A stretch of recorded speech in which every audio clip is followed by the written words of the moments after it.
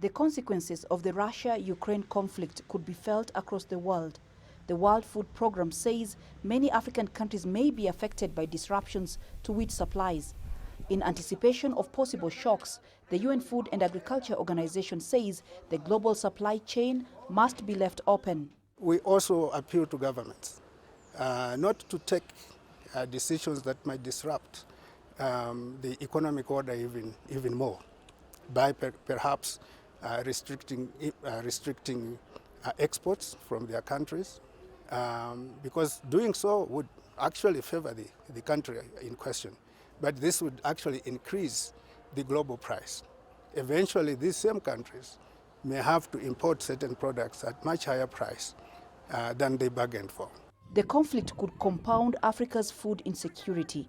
The UN says already over 250 million people face hunger on the continent. Eastern Africa bears a huge brunt. The UN estimates that at least 13 million people in parts of Kenya, Somalia and Ethiopia face hunger because of the effects of drought. The UN Food and Agriculture Organization says it needs at least $130 million by June to assist at least 1.5 million of these people. And the situation, it warns, may be about to get worse. In fact, these countries have had 2 droughts so far, and a 3rd drought is in waiting. That is why we are so much afraid that the assets that we have built over the years using resilience funds and so on may well be eroded. But in addition to drought, we also have flooding in some parts of this region, including South Sudan. Now, we have to be very strategic on how we approach this subject. With parts of the continent already facing dire hunger, food experts say African countries must work faster towards self-reliance to survive external shocks.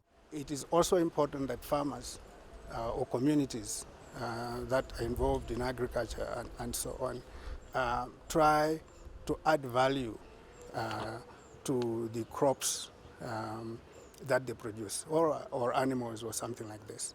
The problem with Africa is that it exports raw materials most of the time. So in other words, the value that they get is less than if they had added value to them. Therefore, they would have a lot more money. When in case the prices go up of particular commodities that they import, then they would have the reserves needed for them to import even at that higher price. The African Union has dedicated this year to strengthen resilience in nutrition and food security on the continent. The challenge is now on the African countries to protect themselves from the disruption that may come out of the Ukraine conflict. Coletta Wanjohi, CGTN, Addis Ababa, Ethiopia.